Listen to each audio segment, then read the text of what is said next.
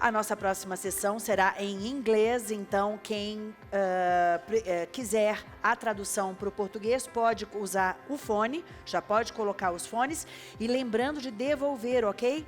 Ontem houve pessoas que esqueceram de devolver e ficaram com o documento retido aí. Então, lembrem-se depois de devolver os headsets, os fones de ouvido. O tema que a nossa convidada vai trazer é Tendências globais em soluções de pagamento B2B. Para conduzir essa sessão, eu convido aqui ao palco a Senior Vice President and Global Head of Product Commercial Solution da Visa, Gloria Colgan. Bem-vinda, welcome.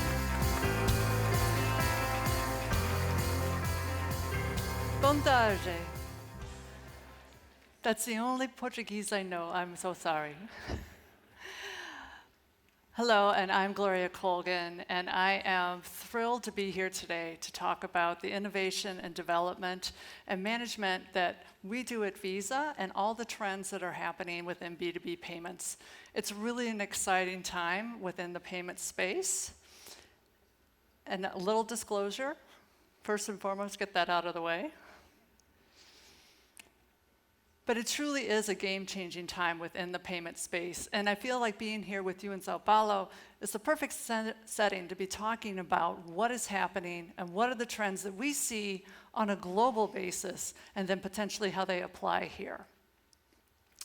So we have an overarching vision for tackling over $200 trillion of opportunity to digitize global money movement in the B2B space. And we're committed to making these payment experiences much more seamless and secure, no matter the use case or who ends up being the end user. We need to remove the friction and make it seamless.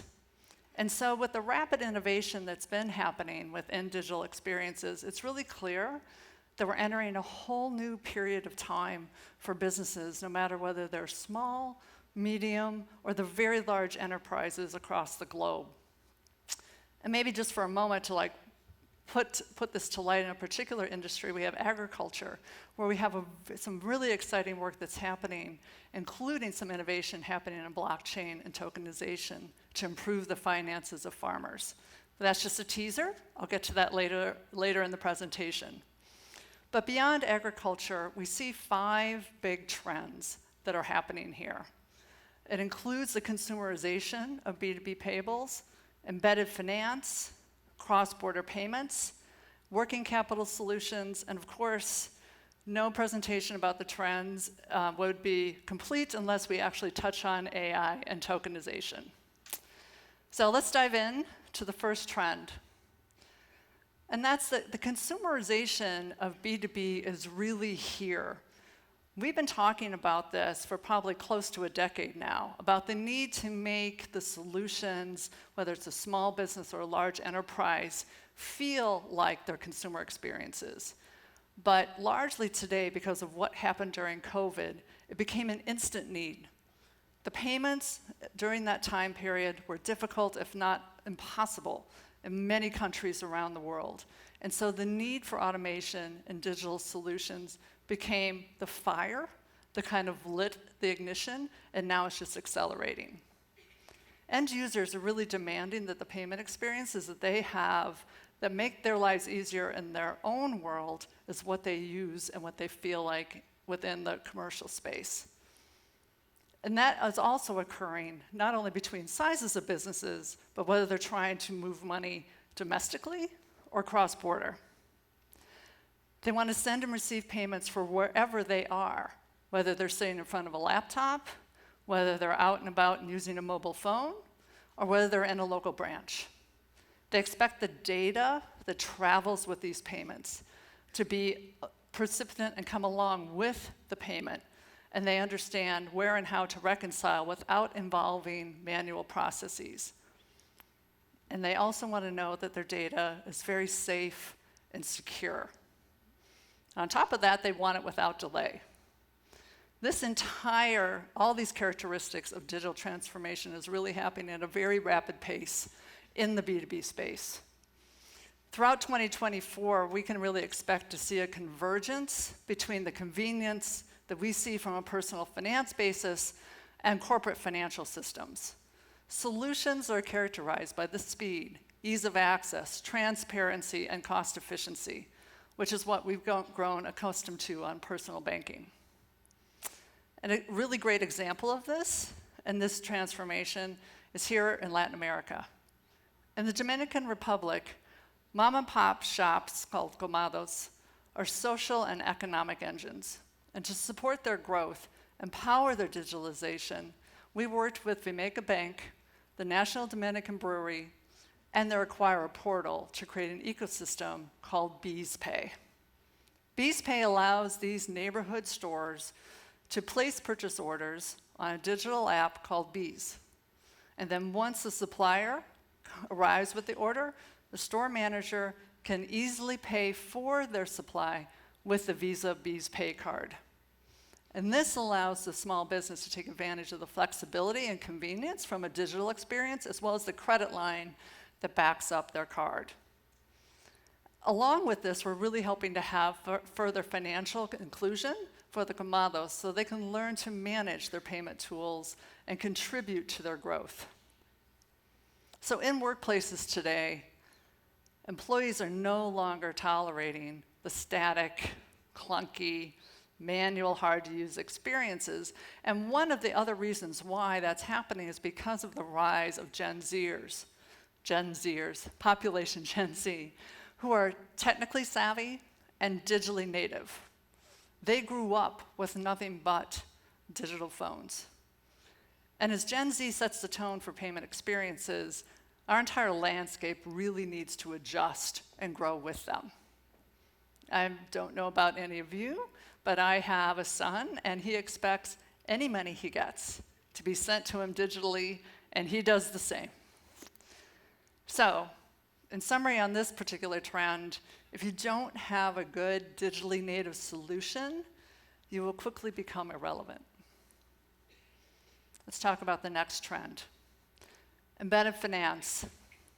Embedded finance is another trend that is really taking off. Let's first talk about what we mean by embedded finance. Broadly speaking, it's the seamless integration of financial services into traditionally non-financial platforms. And so that trend is really changing how we interact with finances and businesses. And it's not solely limited to payments. It's about a wide range of use cases that enable financial institutions and businesses of all sizes to distribute their solutions to their customers. As an example, financial institutions are building new and differentiated experiences across issuing and lending, as well as payments. Over the next 3 years, Bain Capital has estimated that the growth in B2B embedded finance is estimated to result in over $10 to $15 trillion, which represents 5 to 8% of all B2B total enterprise payments.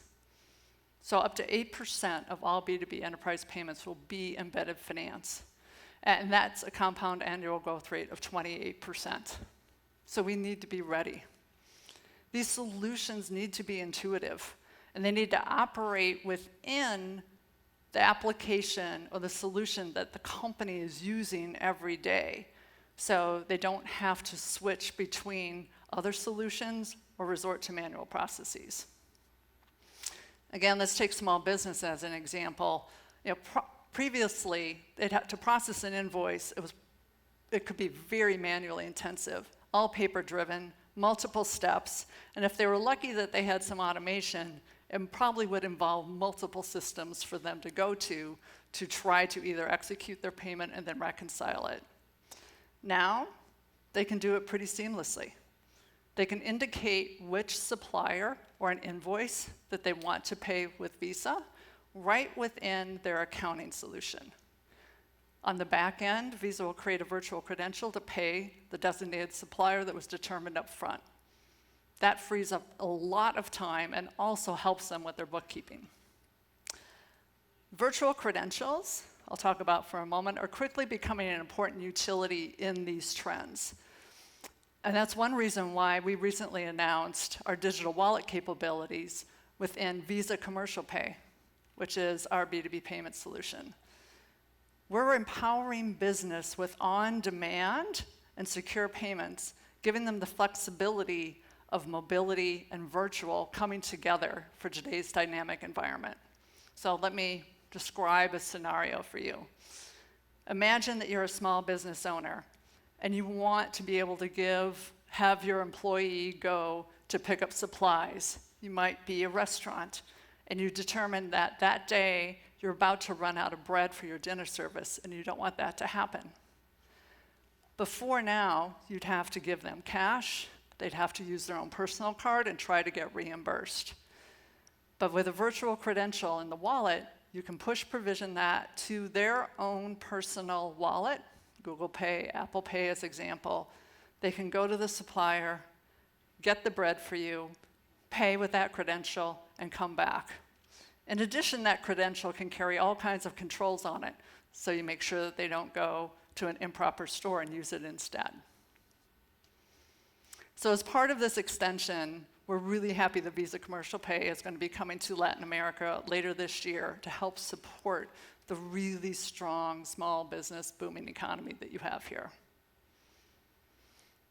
Another point about virtual is that last year alone, the global volume of virtual credential transactions was nearly 36 billion.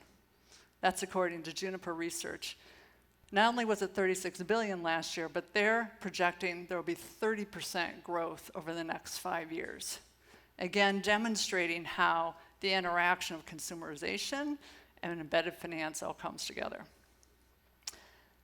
At its core, it's really a frictionless commercial payment environment. And that also means that it has to plug in to other solutions, not just an example like I mentioned, but ERP solutions for the large market segment. And we're really excited that yesterday we announced a partnership with SAP Italia globally to embed those same virtual credentials that I just discussed into their ERP systems directly, enabling businesses to pay directly from SAP in their everyday applications. So finally, we're really seeing many examples of these embedded solutions taking off.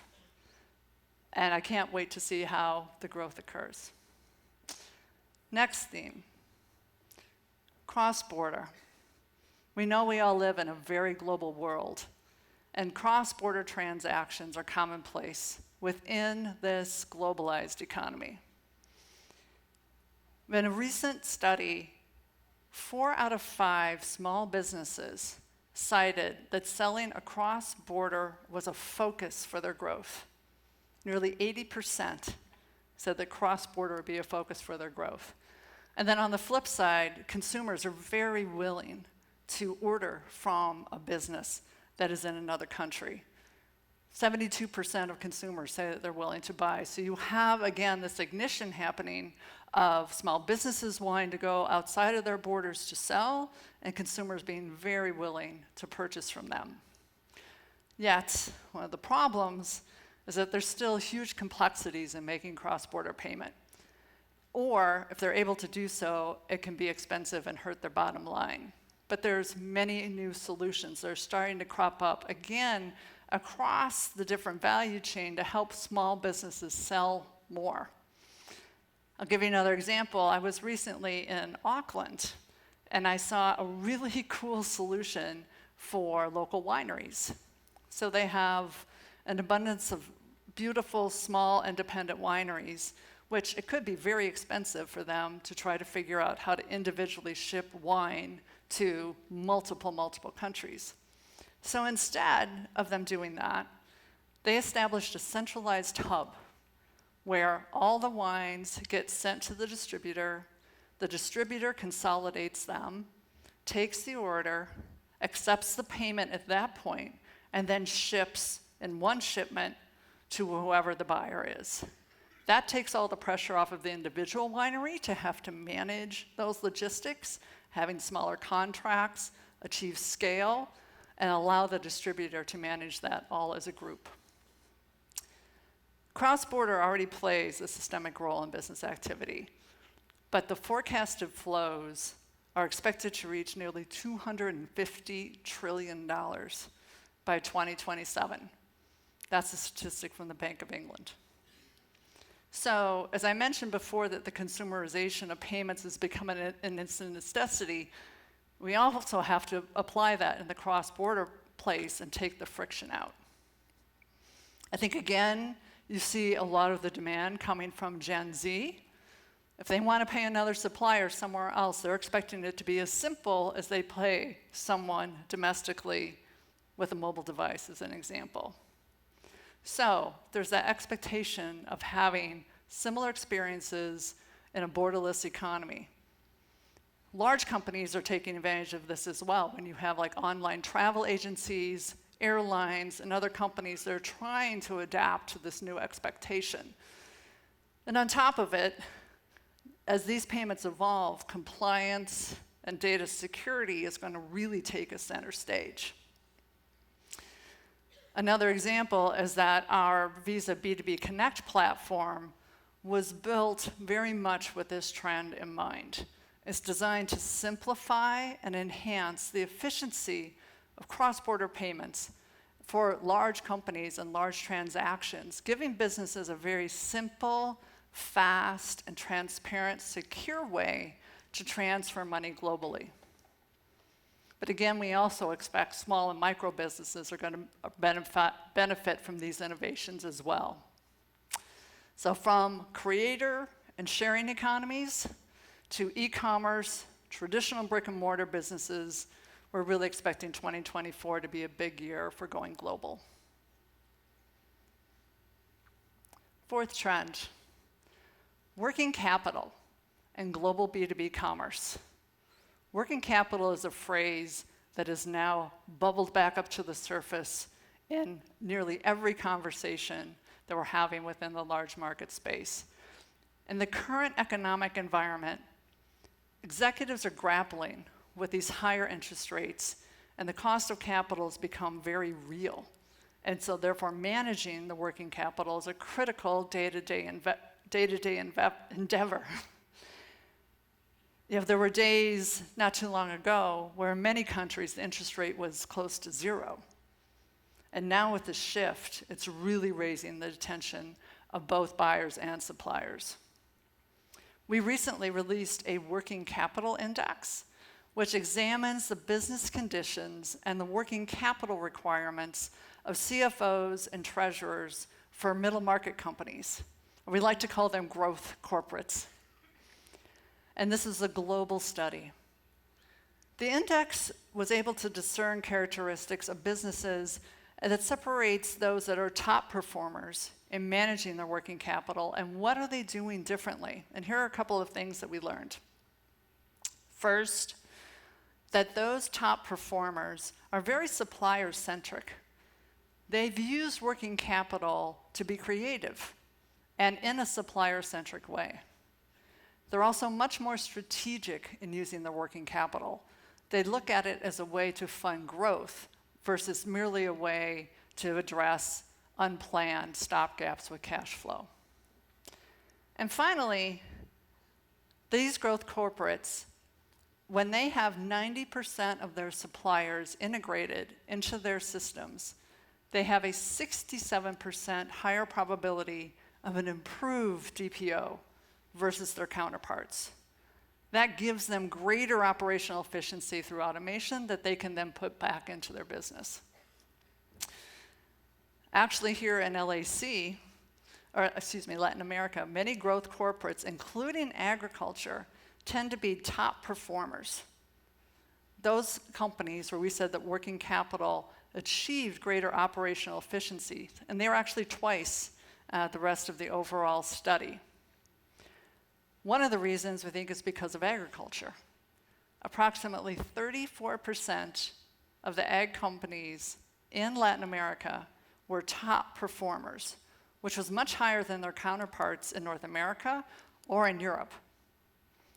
Across this ecosystem, the cost of not having access to working capital can really affect, again, both buyers or suppliers. And again, the new generation of corporate treasurers and CFOs have never known this kind of high interest rate environment, and they're scrambling to figure out how to use the tools that they can in order to optimize their working capital. Again, virtual credentials can be a very good way of solving those needs, particularly within the growth corporates. More than 2/3 of the growth corporate CFOs who used virtual credentials viewed them as a working capital option, and they were expecting to triple their growth in 2024. And one of the reasons is because these virtual credentials, as we discussed in some of the other points, is they create huge operational efficiency. They eliminate the manual process, make it more secure, and optimize the time to payment that you can have between buyers and suppliers. So the CFOs that are using these as tools within working capital, they also, by definition, have a much higher buyer-supplier integration, which gives them operational efficiency and improvements. So we expect to see this trend to continue, and we definitely see it being demonstrated here in Latin America. These credentials operate as a strategic way to leverage several weeks of payment to satisfy an outstanding. And this also benefits the supplier because they can get paid faster and give the benefit to all parties within the ecosystem. Last trend, AI and tokenization. You know, the fascination with AI has really overtaken both the cultural and the business spheres. You have blockchain and tokenization technologies, meanwhile, a very rich proving ground for innovation that can drive economic impact in important areas. So I'm going to touch on both very briefly, but first, let's talk about blockchain. Agriculture, as an example, is such a crucial segment here in Brazil and across Latin America. So much so that innovation is happening in the finance space. In Argentina, Visa's AgroCard, and along with the AgroPago platform and AgroFi, were combined to accelerate digital commerce and financial tools for the agricultural ecosystem. Here in Brazil, we're doing very exciting exploratory work on the front lines with blockchain technology and our partner AgroToken. We've led a prototype solution that creates a blockchain-based programmable finance platform for small and medium enterprises, particularly farmers. It brings their financial processes and their assets onto the blockchain and allows the farmer to tokenize those for financing contracts.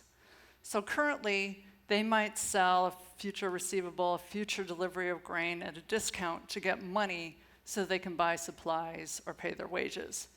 But the platform is designed to provide them with a timelier and wider access to investors for financing, which allows them to get the best price for their goods. This work was all part of the LIFT Challenge, exploring innovative blockchain use cases for the digital real. Let's take a quick look.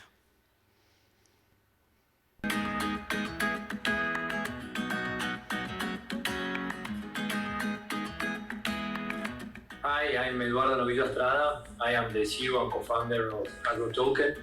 AgroToken is the first infrastructure to tokenize commodities.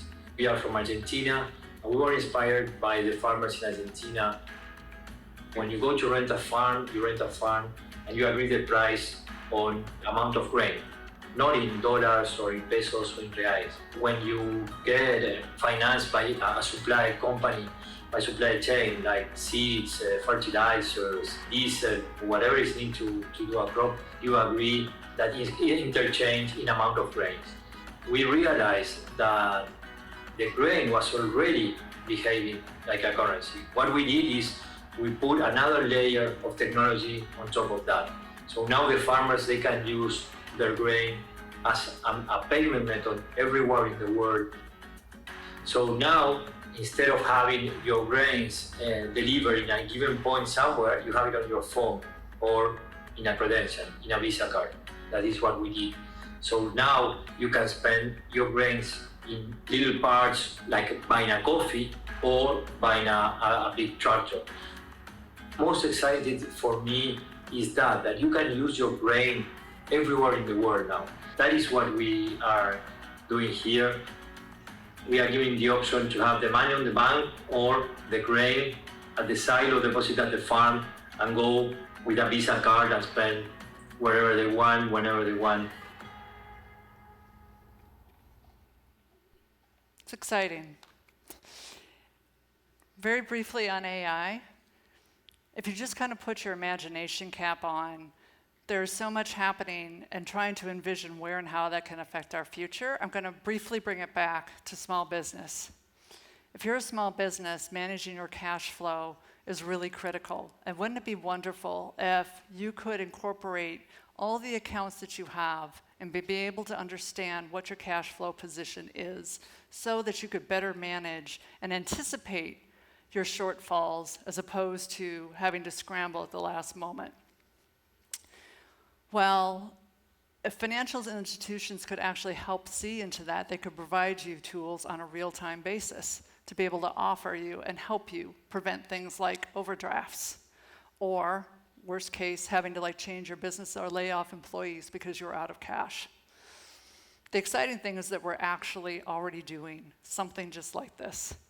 And as we partnered with Celero and their partner Security, they've developed a first-in-class cash flow management system to be able to give these insights to small businesses.